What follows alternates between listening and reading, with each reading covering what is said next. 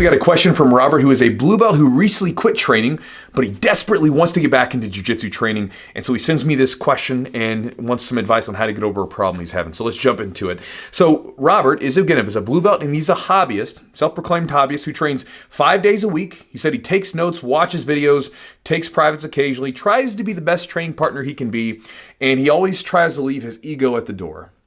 But he says in spite of that, what's happened is recently when he's training, it's actually been about 6 months ago, he said he got to the point where he's training where he was getting beat by people that had less experience than him. Maybe these were white belts. Maybe these were just other people that had less experience than him than he knew. And he said that they were getting the better of him, and he started to feel like his performance started to decline and get worse.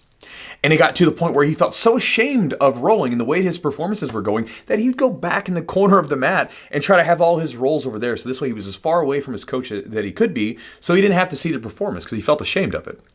And then the anxiety around the whole damn situation got so bad that he stopped training because he just couldn't deal with it, and he quit. Now he wants to get back, as I said at the beginning of the video, and so he says, Chewy, how do I repair this mangled mindset? If you have any thoughts about the predicament, I would be very grateful. So Robert, thank you for the question, brother. So to get into your issue right now, or to get into your thing, you in your message said that you try to leave your ego at the door, right? But you didn't. And really, we'll talk about that in a second. We can't. But you didn't leave your ego at the door.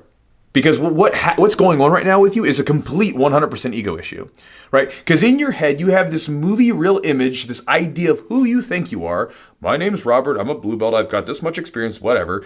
And then when you're rolling with these people, you're like, well, I'm this whatever, and they're this level. I should be able to beat them. And then you're having that friction when it doesn't happen, right? Who you think you are is coming into reality with who you actually are. And sometimes it's not fun, right? So it's an ego issue, 100%.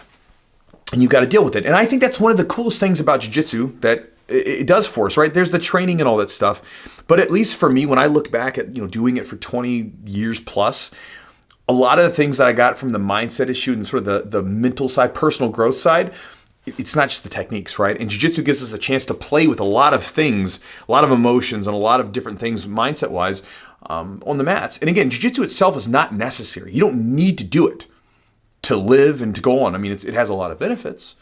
It's a lot of things we like about it, but you don't need it. But there's all kinds of cool things that you can deal with on the mats that then can make you a better person when you get off the mats. And here's one of them right here for you, bro. You got to deal with your ego. Now, for me, I get it because, again, I know a lot of people in jiu-jitsu think that, if you have an ego, you're like this guy walking around who's trying to puff his chest up. We've all got ego issues. And a lot of times they show up, especially in these situations where we think we are supposed to be here, but maybe we're not. I remember when I was a purple and brown belt, I struggled with this. I struggled losing to people that were less experienced than me. And I remember my coaches even had a talk with me. They're like, Chewy, you got to play with different options. You got to play around. And again, my whole rub was I didn't want to lose, right? But again, they were like, that's what we do here. We play around with things. It's okay to lose. So I remember the thing that helped me, and this is going to be my encouragement to you. One of the things that I did, I remember kind of like having this sort of realization, and I got on the mats, and I was basically just okay with just getting beat. I'm like, I'm going to try some stuff, and if I get submitted, who gives a damn? Who cares? It's not that big of a deal. And you know what happened? I got submitted by someone who was like 2 belt levels lower than me, and guess what happened? Nobody cared. Nothing happened. We just got up, I shook it off, slapped hand, bumped fist, we went again.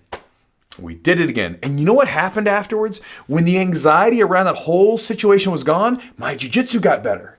Like way better. Like crazy better because I didn't care anymore. And that's one of the problems that you're running into now is you're probably going into this rolling. In your message, you're talking about your jiu-jitsu kind of doing this sort of downward spiral.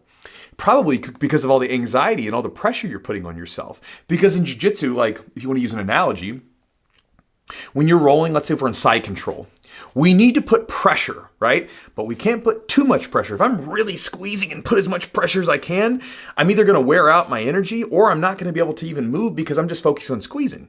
But if I don't put enough pressure on someone, they'll escape and I lose everything, right? So it's like always this balancing act. I've got to put just enough pressure.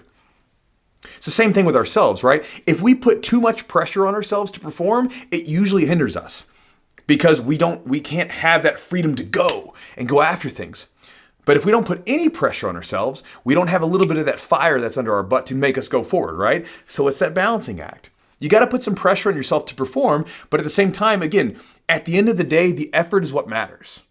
The outcome is whatever. You can't control the outcome. It's different day to day, depending on what's going on so many factors, whether how well you slept at night, how well you ate, how your training partner's feeling. I mean, there's so many things that could go into it.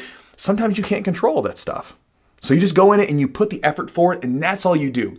Now, going back to my recommendation for you, to become okay with this whole situation, my encouragement to you is basically shake it off and get into your mind one day when you want to go train and say, I'm going to get submitted today, and that's what's going to happen, and I'm completely okay with it.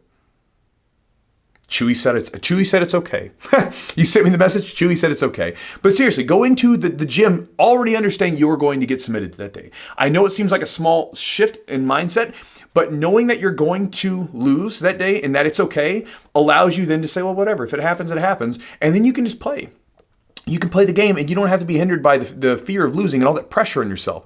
And what you might find is that in the short term, the loss of that anxiety about losing allows you to play around a little bit more and have more fun with training, of course, right? And then in the long term, if you're like me, you will find that your jiu-jitsu does this rise fairly rapidly because now you're able to train more. You're able to try things out. You have no fear of going things. You're looking at the experiences that you're having, and instead of saying, I lost, I shouldn't have lost, it's from a standpoint of, I lost. Why did I lose? How can I get better, right? You get the idea. So that would be my suggestion to you, brother. Good luck with it. Shake it off. Go to the gym. And like I said, just accept losing. It'll be all right. And then again, the rest of the stuff in the video will apply to it afterwards. So good luck with you, Robert. I'll talk to you next time.